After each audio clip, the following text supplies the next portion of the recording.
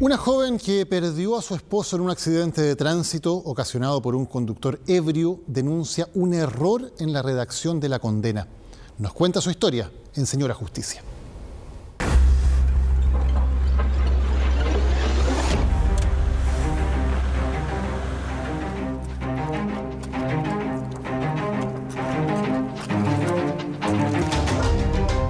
Señora Justicia, mi pequeño hijo perdió a su padre por la irresponsabilidad de un conductor que lo chocó en estado de ebriedad. Como si fuera poco, la jueza a cargo del caso cometió un grave e insólito error. Cambió la condena y favoreció al autor, que hoy se encuentra en libertad.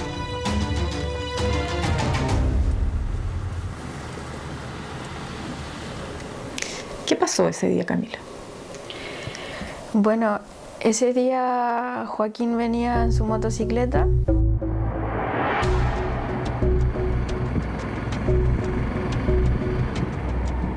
Y a la altura de los marcos venía un conductor que venía adelantando a un camión.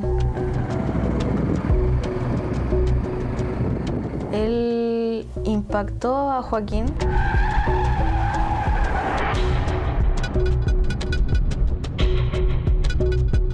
Él no resistió el impacto y murió.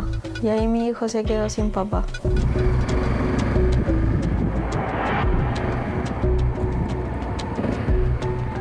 ¿Cómo era Joaquín como papá? Joaquín era un excelente papá. Su hijo era en su ojo.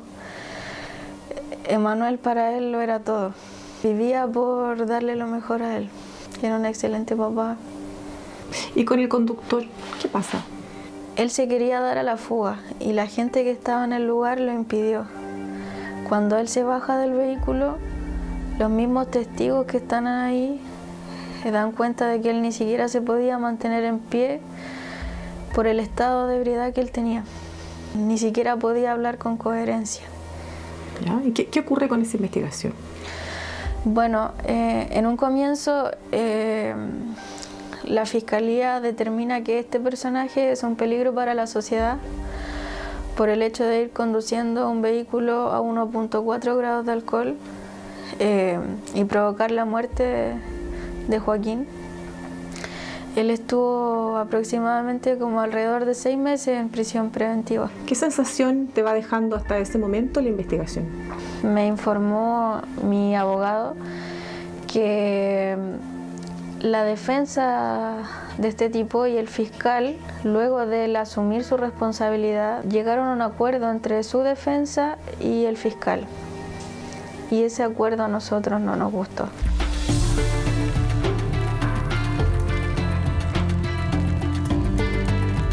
¿Y en qué consistió ese acuerdo? De partida, a esto le llaman un juicio abreviado, en donde, como ya está claro que él fue el responsable, a él su castigo fueron, en un principio eran 5 años, una multa de 8 UTM y la suspensión de la licencia de por vida. ¿Qué pasó? Que cuando yo fui y solicité hablar esto con el fiscal, él me dice que hubo un error.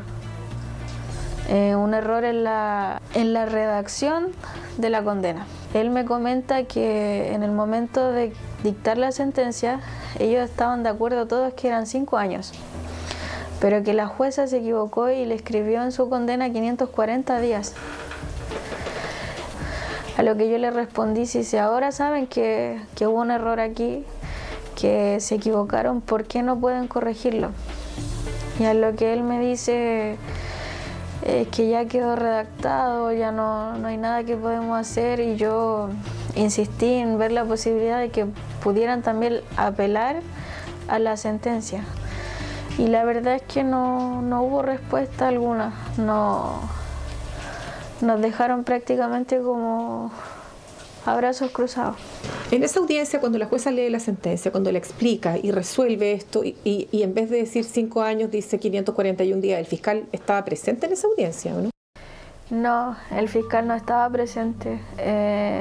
Ese día el fiscal envió a un asistente que lo reemplazaba a él. ¿Y el asistente no se percata que la jueza estaba diciendo 541 días y no 5 años? Al parecer nadie se dio cuenta del error. Lo más indignante fue que el mismo fiscal, o sea, el asistente del fiscal me dijo en ese caso, mejor quédese con la justicia divina. Como que Dios va a poner cada cosa en su lugar. Pero si este mundo funcionara solamente con la justicia divina, sería un mundo de locos.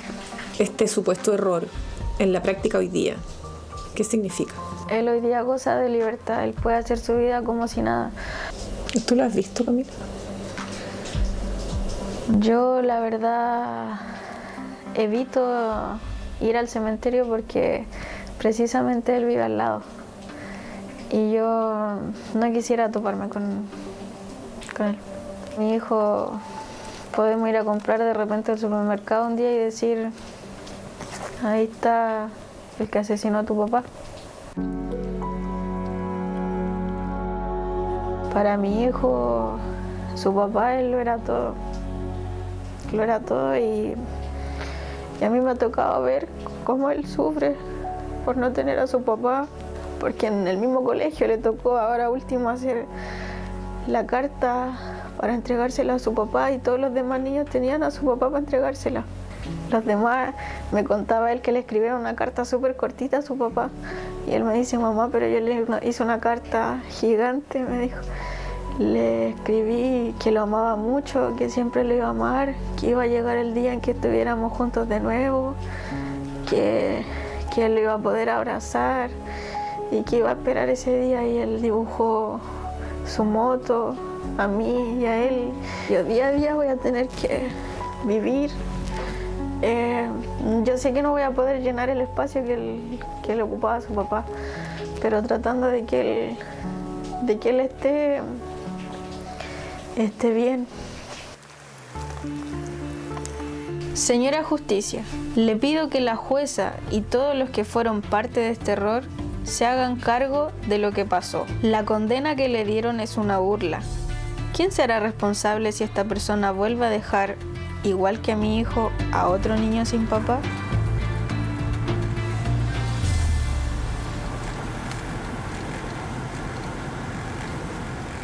Estamos junto a Marta Escalona, que investigó este caso. Marta, muy buenas noches.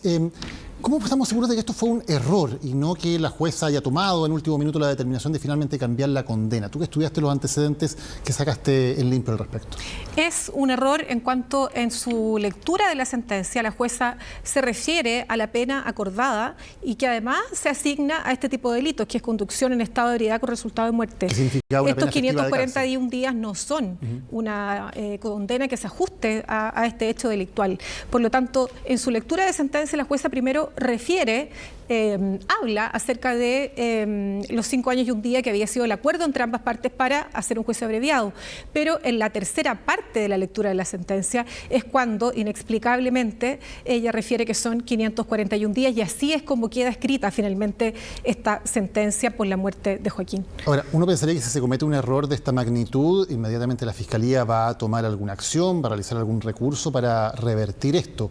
¿Qué ocurre después de que se lee, por lo tanto, la sentencia con estos 541 días? Eso es súper importante, Daniel, porque primero hay que indicar que efectivamente, claro, hay un error de parte de la jueza, ¿verdad?, que se equivoca al leer esta condena, pero también hay una responsabilidad de la Fiscalía, del fiscal a cargo, porque no advierte este error a tiempo, ni siquiera lo advierte después. Tampoco está el fiscal de la causa presente en esta audiencia, sino que está un asistente del fiscal, y es precisamente la víctima, Camila, quien advierte este error cuando comienza a revisar los documentos, y es ella quien le dice al fiscal de la causa cómo le explica esta situación, pero ya habían transcurrido los plazos ajustados a este tipo de situaciones, ya aunque la Fiscalía pide en 2 oportunidades, presenta recursos de enmienda, ni el Tribunal de Garantía ni la Corte de Apelaciones accede a enmendar todavía este error. ¿Han pasado ya todos los plazos legales o hay algo que todavía se puede hacer? Han pasado los plazos y se han negado, el Poder Judicial se ha negado a enmendar este error. Habría que ahora esperar que el propio Poder Judicial, de mutuo propio, de oficio, digamos, se abra a la posibilidad de revisar esta sentencia y corregirla. ¿Ha habido algún tipo de sanción, por ejemplo, en la Fiscalía, a los responsables de no haber advertido en este momento el error y no haber presentado los recursos de manera inmediata? Hasta ahora no se conoce de ninguna sanción. Marta Escalona, muchísimas gracias. Gracias. Buenas noches. Buenas noches.